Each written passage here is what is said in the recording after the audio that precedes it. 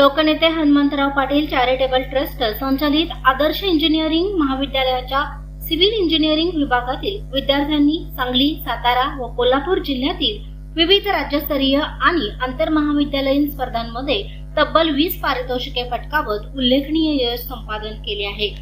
श्रेयस भोसले याने CAD master स्पर्धांमध्ये 14 वेगवेगळ्या महाविद्यालयात बक्षिसे मिळवत विशेष प्रावीण्य मिळवले।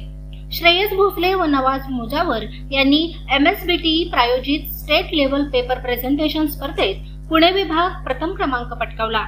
श्रेयस भोसले, नवाज मुजावर, सागर टोडमणी व संगमेश्वर सिद्धांत यांनी प्रोजेक्ट स्पर्धांमध्ये 5 बक्षिसे मिळवून संघभावना आणि नाविन्य दाखवले।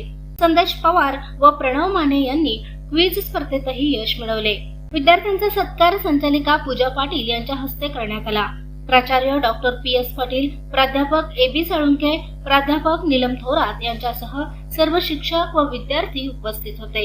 संस्थेचे संस्थापक ॲडव्होकेट सदाशिवराव पाटील व अध्यक्ष वैभव पाटील यांनी विद्यार्थ्यांचे अभिनंदन करत त्यांच्या यशाला ग्रामीण विद्यार्थ्यांच्या प्रगतीचे प्रतीक म्हटले आहे।